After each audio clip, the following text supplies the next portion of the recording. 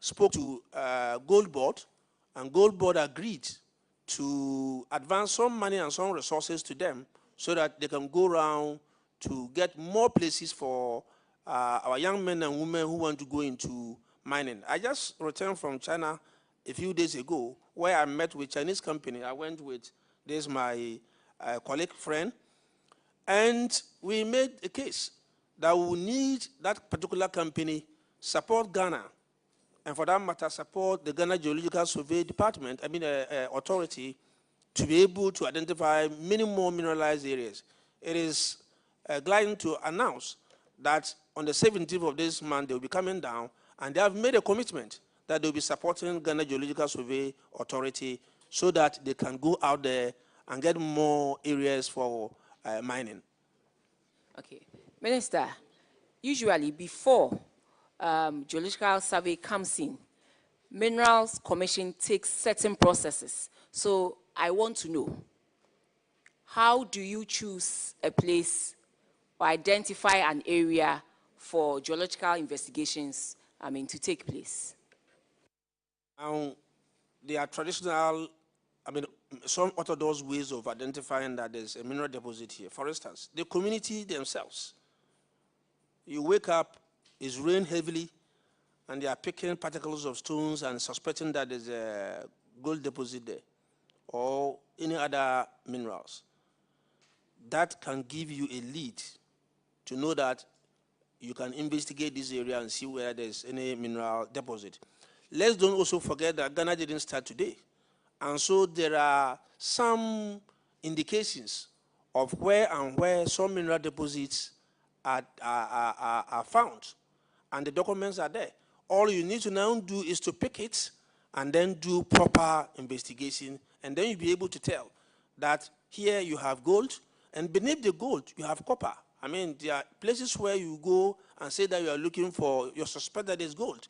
You get the gold, and then beneath the gold, you end up getting a different mineral. The minerals can be on each other in layers. And so there are so many ways you can identify an area and do proper investigation to be able to tell which mineral deposit is there and the quantity or the quantum of mineral deposit in those areas. So, like you said, by the locals themselves and sometimes based on documentation. Beyond that, how else do we find, and for the Minerals Commission, once they identify these things, what are the steps that they take to sort of establish these? So what I'm saying is that if I want a place to mine, and I have this basic information that there's some some gold ore deposit here, I put in an application. The Minerals Commission doesn't come in at all. It's the individual or the person who has found the deposit who takes that initiative. That is what I want to know. So the person who has found the deposit, or the person who knows is the one who takes the initiative, or that's what I want to know. We have mineralized areas that have been blocked out. That Minerals Commission is aware of them. So they are blocked out areas. And those blocked out areas come up as a result of some investigations that would have been done by the geological survey or private surveyors. And so you have that map. And that is why in some cases, Minerals Commission will say that these areas are blocked out areas for small-scale miners or for cooperative mining. So that is there. And so once this information is available, you can now apply and then choose the particular area that you want. But it's important to also state that those investigations may not be thorough. And so you will need to do further checks before you are able to tell the quantum of mineral deposit. Minister, the further checks should be done by who, the individual or Minerals Commission? It is the individual. It's the individual? Yes. I'm asking you all these questions because in my constituency, in one particular town, we have a deposit of some natural resources. That's why I'm asking that if it's a Minerals Commission and then the individual has to write officially to Minerals Commission, we do that. Or if it's the individual who have to take on the cost of finding out what is there, the quantum that is there, then we also know what to do. So that is why I'm asking. I think it's a mixture of this. I mean, if a whole community decide that they want to know the kind of mineral deposit they have within their area, and they apply to Minerals Commission can work with Ghana Geological Survey Authority to establish their expectations or their suspicion or whatever is there. That is different. But if I'm a businessman who wants to invest, I want to get a large-scale mining license, I will have to invest in the geological work so that I'm able to tell that this is the quantum of gold deposit for which I want to invest. Minister, they tell us that the land is yours, but the natural resource in there is not for you. I mean, they are not the ones telling you. It is you, the lawmakers. This is a constitutional matter you have raised. Yes. The Constitution says that mineral deposits. So that is why I'm asking you whether the individual on his or her own can undertake all this, or it has to come through the Minerals Commission. Because if the law says that the natural resource in there is not for you, the individual, even though, assuming you own the land, that's why I'm asking, so that my people will hear and then we will know what to do to bring all the stakeholders on board for us to benefit. Before I allow my technical report to come, I want to understand the question very well. Your area, there's some mineral deposit there, and somebody wants it. The person wants to invest. The person wants a large-scale mining concession in that area. The person suspects that based on some documentation he has seen or the behavior of the community in terms of what they are doing there, that there's some ore in that area. And so he expresses interest. Is it the case that you are saying that you want to find out whether it's the community that will find out and get this deposit for him to come in, or you are saying that as a businessman, Minerals Commission must be the one to help him get the details? I'm seeking your advice on what to do. I'll let my acting CEO speak.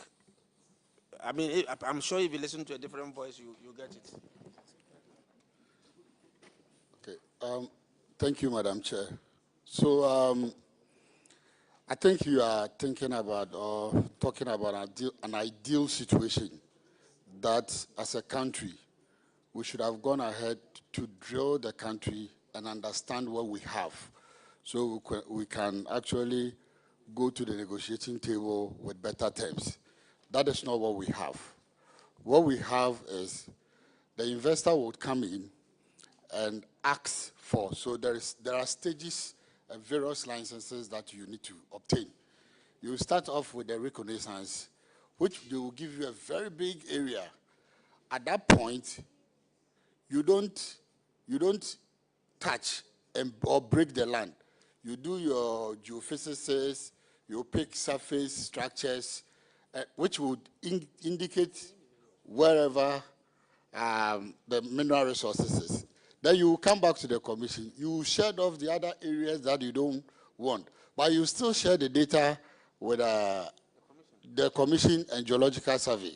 Then the area that you demarcate, now you come in for the PL, the prospecting license. That is when you can start to pick certain samples. And then forward that you continue to drill, which is the exploration, to establish the ore body, before you would come out to say, this is the reserve that I have, and I need a mining lease to be able to work that. So it's quite an expensive process. So for the large companies, usually like Newmont will say, they just threw in about $1 billion to build a Ahafo North mine. It started about 10 years ago. So luckily, there are some of the areas, these large companies, the type of deposit or the amount of deposit they find in the area is not commercially viable by their scale, but it will be good for small-scale mining. Then we block out those areas quickly for our small-scale mining. So when you come in, there will be some amount of data but it's not comprehensive. But what we are doing now is we've gone ahead to start some of the drilling, and that is what Minister mentioned, some of the areas. And we have even also gone ahead to release about 20 blockout areas to Gold Board, which they have, given the money is not in yet, but they have assured us the money to be able to drill out those areas. So we can start to build the smaller model mines to be able to take over what is currently happening, which is illegal. So yes, if we had the money as a country, we would have done our own drilling, and the investor comes and we say we want 70%, come and build the infrastructure and take it. But that's not what we have. So they do all that, and then we take the 10% free stake interest for the nation.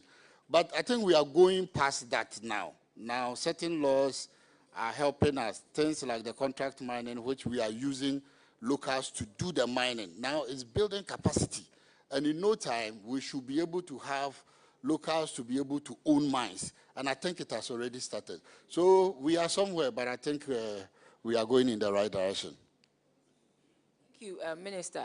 It's expensive. I mean, very, very expensive. But my community and I will come and see Minerals Commission and Minister yourself to help us go through the process. I want to find out whether there's illegal mining taking place in your area. Oh, Galamsey is rife in the Etiwa districts, okay. Both Etiwa East and the Etiwa West. And I'm sure those two districts are not the only districts across the. We just heard of Shidiem and all those things that happened a few days ago. So it is real. But if, like you say, I was thinking of the ideal situation where Minerals Commission does everything.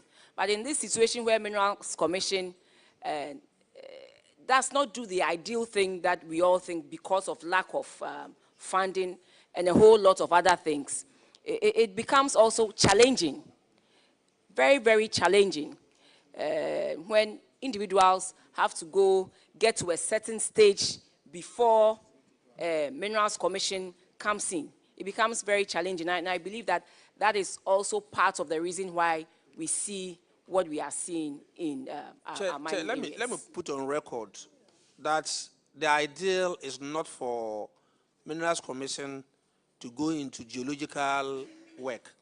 The ideal is for us to provide Ghana Geological Authority enough logistics to be able to map out all the mineral deposits in this country so that we have a comprehensive data of that. And that can be a source of revenue for this country. Now, they can keep it. When there's an investor who wants to go into lithium, he wouldn't go exploring and testing and doing all these things. What he would do is to go to the authority. And then the authority will now provide the data. Based on that, he's able to say that, I have chosen this place, I've chosen that place. In fact, it should come at a cost. And then he can now use that to apply and go through the process. Like he said, you go in for a recognizance license, which will take you 1 year. Go and fraternize yourself with the area. Go and know the environment. Don't do any drilling. Don't use any machine there. And then you come back and say that, I've looked at the whole place, it's vast, but I think that I want to zero in into this area.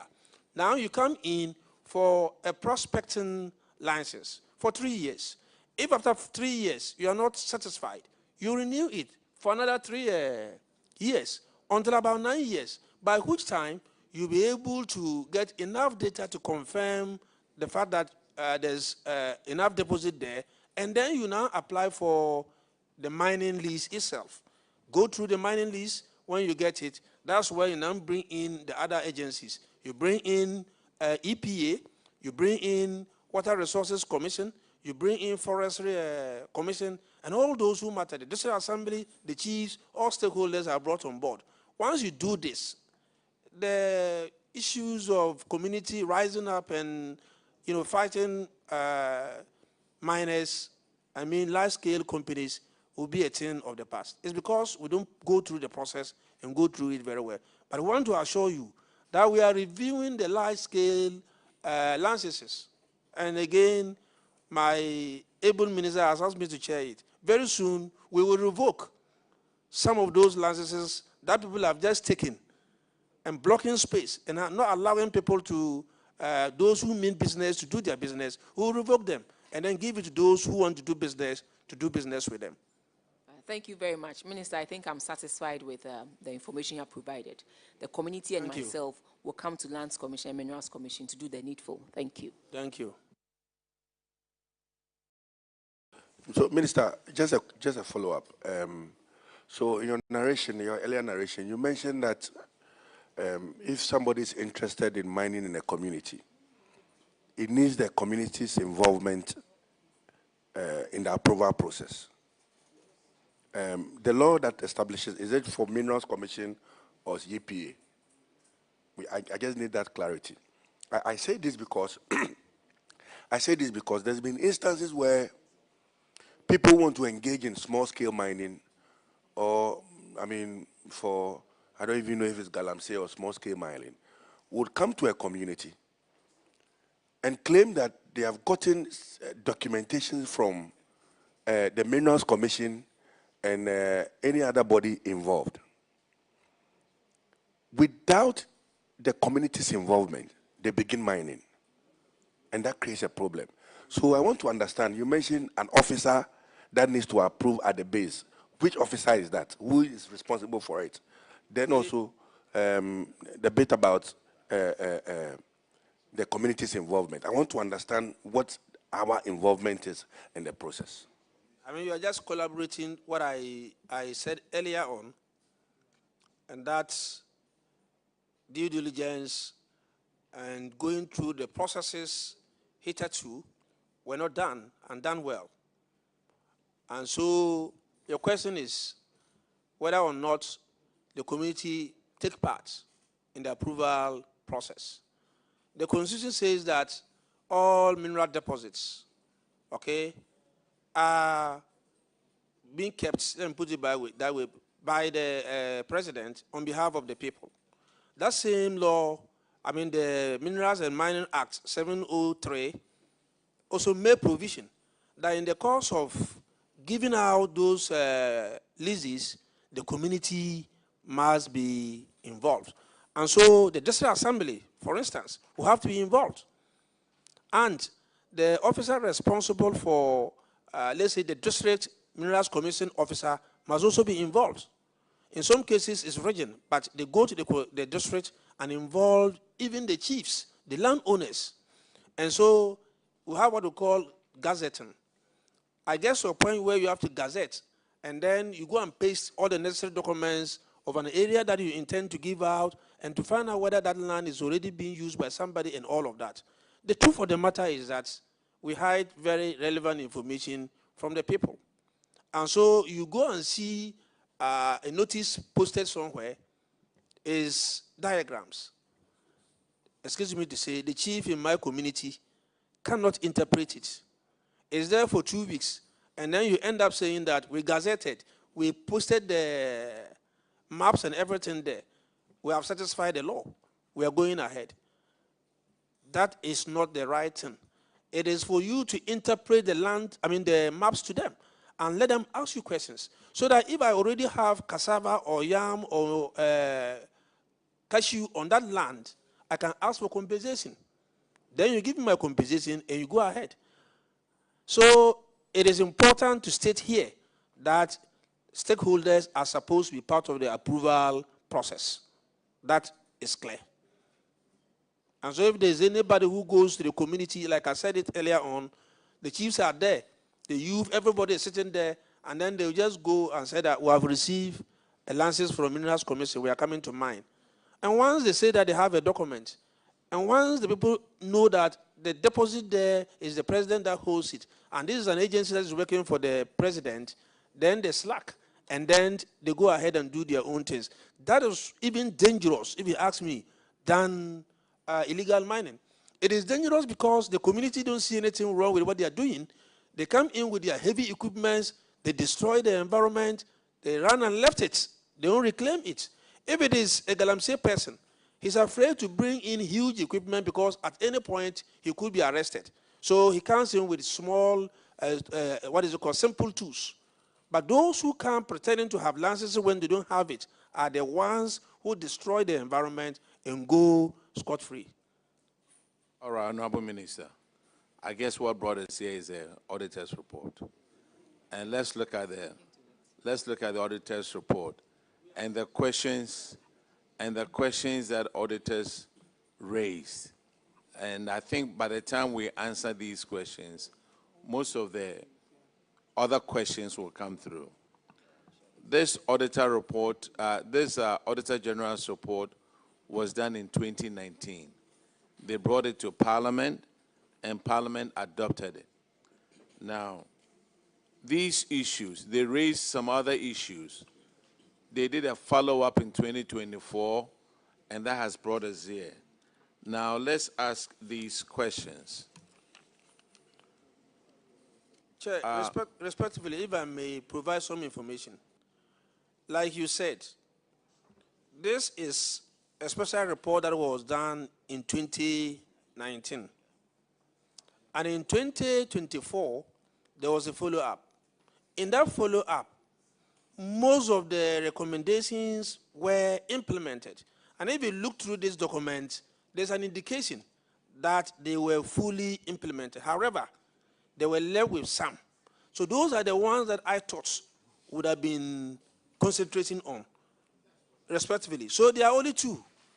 Minister, remember I mentioned that overall 86% of the recommendation has been done.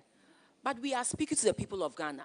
Small-scale mining and galamsey, it's a very sensitive issue. We are happy to have you here with your team. And that is why we are engaging you, so that you take the opportunity to educate us and update us. I agree perfectly, but I so was just saying that if we were to go through all the questions that 2019 they raised, then it means that the 2024 review wouldn't have been relevant. Usually so when we say it, if we can leave those questions. Update. So just give us an update. We are here. Ask any question. Thank you. Okay, Honorable Minister. The question I'm asking is, small-scale miners operated without minerals, licenses, and environmental permits. Now, the follow-up said 18 of the 20 small-scale mining companies or groups we visited started operating without licenses or permits. This was because applicants were often not available for the Minerals Commission and EPA to carry out pre-inspection of their sites. The Minerals Commission did not provide applicants with the required information for payment of license fees, and EPA had increased their permit fees, making it difficult for applicants to pay. Also, EPA had limited staff at the mining department to process environmental permits. What is the situation now? Starting with EPA having limited staff, EPA is going through some recruitment process, even though they are yet to get clearance. They are picking some contract staff, and that I'm aware of, so that they can close up this gap. And anytime the Minister of Finance, and I'm happy that the Deputy Minister of Finance is here, gives them the clearance, then they can do full recruitment to ensure that at least in all the districts where mining takes place, we have staff there. Same with Mineral Commission. Mineral Commission undertook some rigorous investment in infrastructure to ensure that they are able to have presence in all the mining areas. So that is being done, and it's being done with a speed.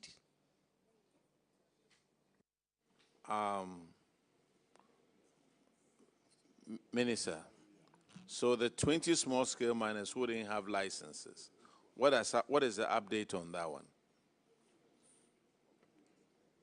Now, it depends. We have to look at them one after the other. There were some that were revoked. In fact, not even revoked. You don't have it. So they were asked to stop the work. And those who came back, but all the 20 were stopped. But some came, renew, or went through the process and they were given their licenses. And so they are now legally working.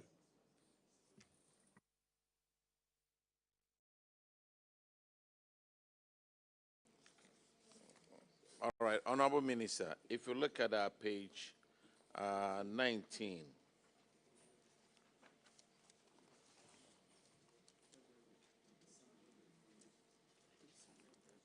okay, you have a summary out there that would tell the small-scale miners operate without license, minerals license, and environmental permits. That's exactly what I'm doing. And the update on it says these some of.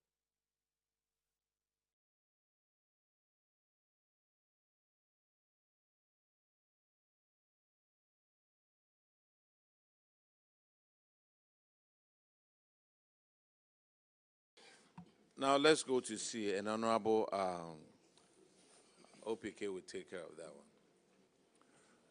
Minister, so in the 2019 report, there was an issue where the Minerals Commission and the EPA were not, did not have effective collaboration. However, in the 2024 report that was done, in fact, I must say that the collaboration between the Minerals Commission and the EPA represents one of the best examples of functional interagency cooperation in the management of Ghana's natural resources. But it remains more like a procedural rather than a systemic arrangement, where whatever you have is built on goodwill. It's like the EPA and the Minerals Commission just sat to agree, this is my function, that is my function. So now there seems to be that collaboration. What is lacking is the regulatory protocol that anybody, when he visits EPA or visits Minerals Commission or gets to the website of the ministry, can say that this is how the Minerals Commission and the Environmental Protection Agency collaborates. Can you tell this committee what exactly you've done in documenting this relationship? Yeah, so work in progress. I think that this era of technology solves some of these problems with ease. Now, Minerals Commission has a platform they call MCAST. This platform is where applicant goes to register, and you go through the steps until you get your license. Now, plans are far advanced to bring on board Minerals Commission on that platform, APA on that platform. But as we speak, I think Water Resources Commission is already on that platform. So we're going to create a one-stop shop kind of approach where these agencies talk to each other from the very beginning of the applicant's intention to have a license until it ends. So for instance, there's an agreement that if you get a license to go and mine, let's say small scale, you can't go ahead to mine. You have to first go to EPA to get a permit, environmental permit, and then you now bring that environmental permit to Minerals Commission. Then Mineral Commission will inspect it and give you an operation permit. You see, they are talking. So you have to go here, satisfy this condition, come back before you are allowed to go. So that platform is there. What we need to do is to use technology to connect it. And that is why we are saying that with the MCAS platform, the system will talk better. And so that is why we have put in place. And EPA is coming on board very soon.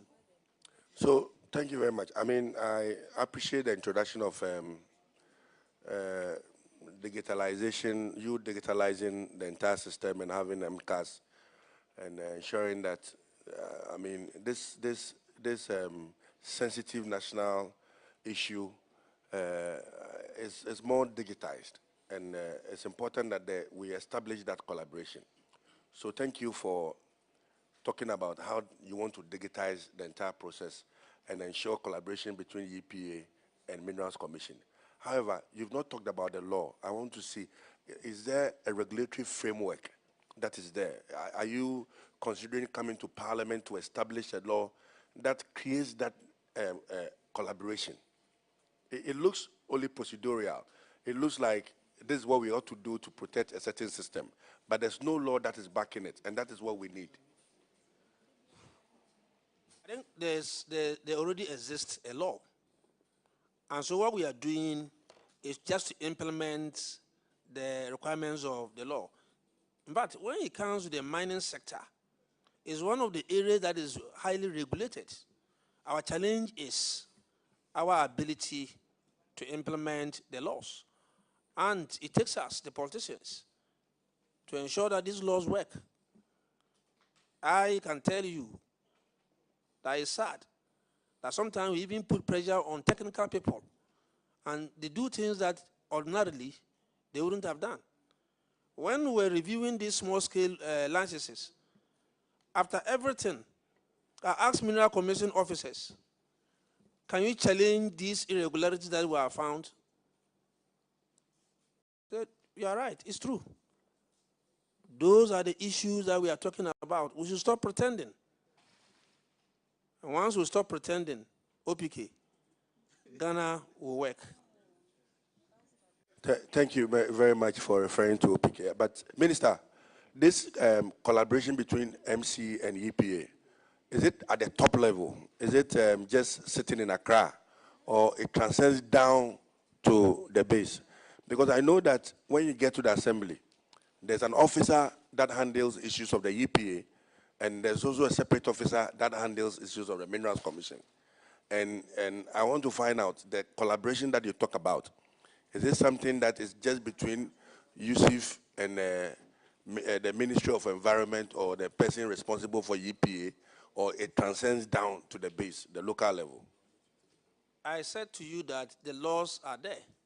Now, at the local level, we're supposed to have committees.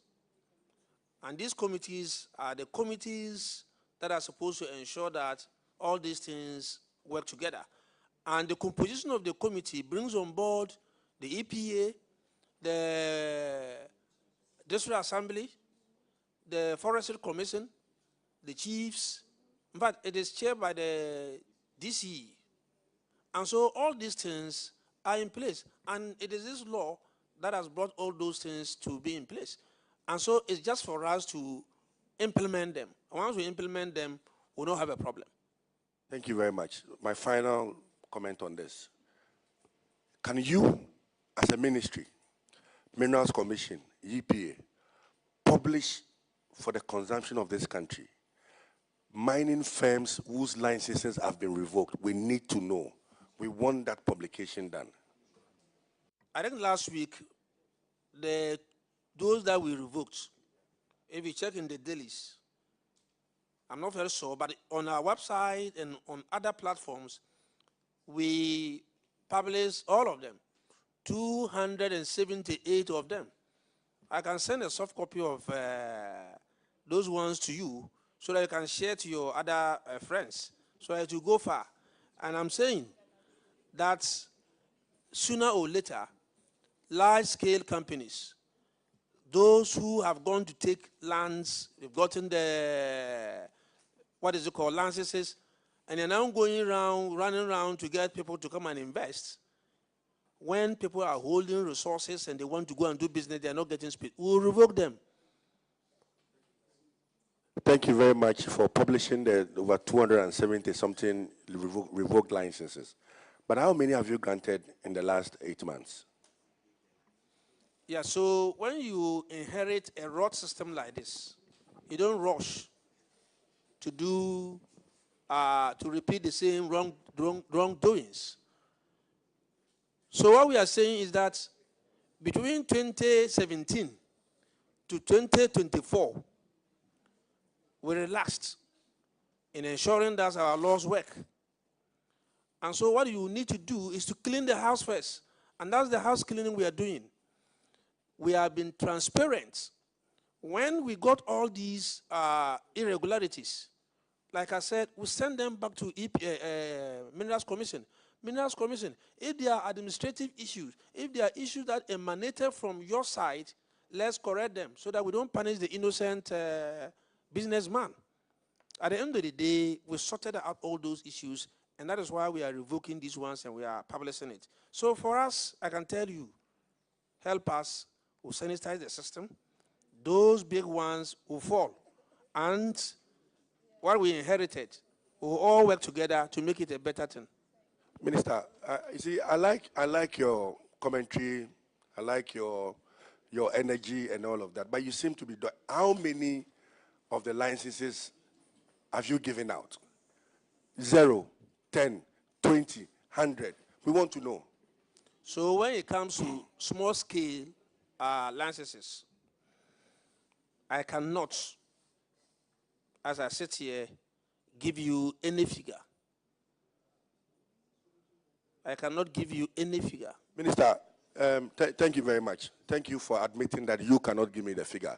Minerals Commission boss, please, I'm putting it to you. How many of these licenses have you given out from January to November as we sit?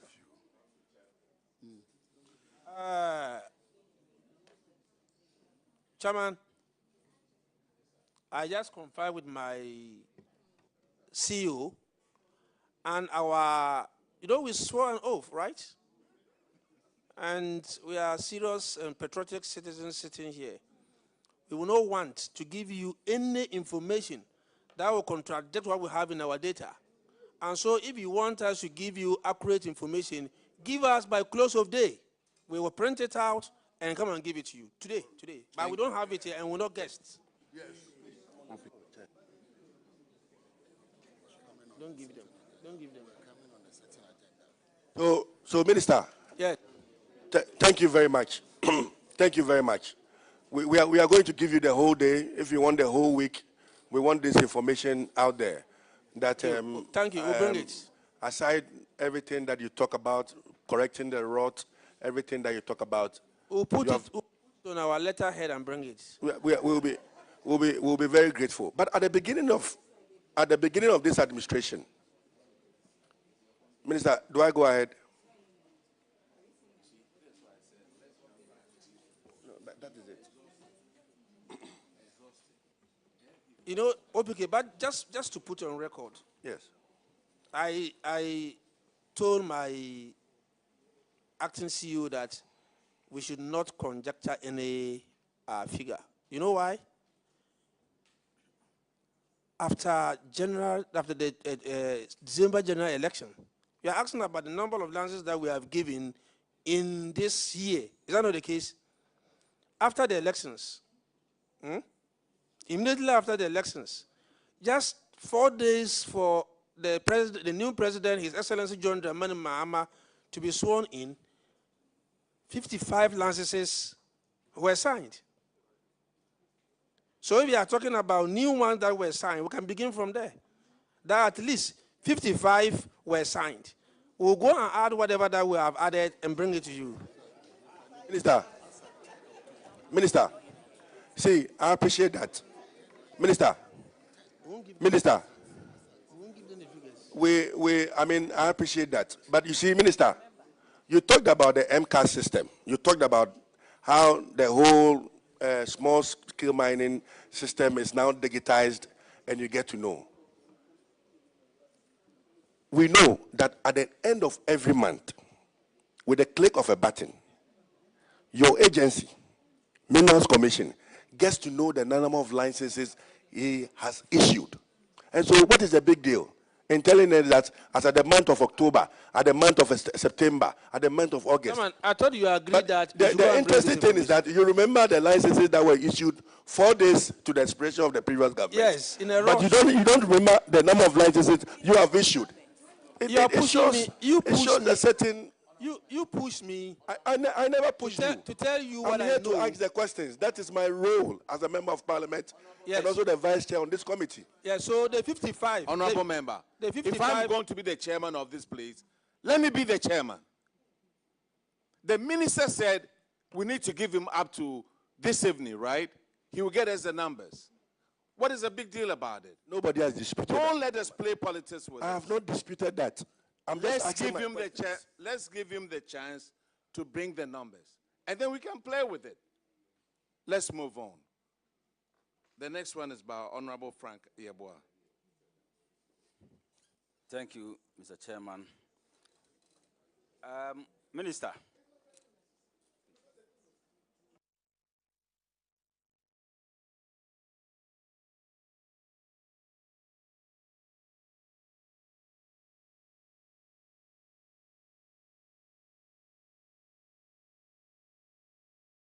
Thank you, Mr. Chairman.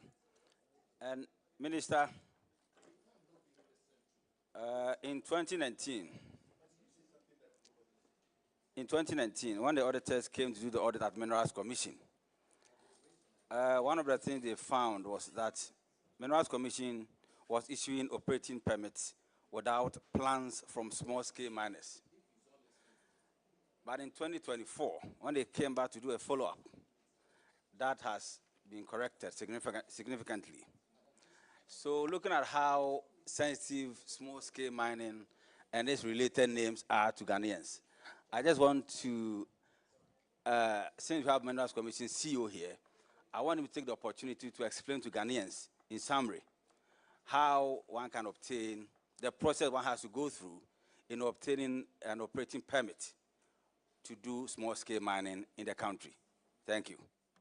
I mean, are you asking of a license or operating permit? The two are not the same. Okay, my question is on operating permit. Operating permit. Yes. And if it's, you have to get a license before operating permit, that's why. Yes, so like I said, you need to get a license. And when you get a license, you now go to EPA for EPA permit. When you get the EPA permit, you attach it to your license and come back to Minerals Commission. And when you come to Minerals Commission, the Inspectorate Division, headed by the Chief Inspector of Mines, will now assess it and give you an operating permit. It is only when you get this operating permit that you can now go and start work. But even that, when it comes to large scale, given the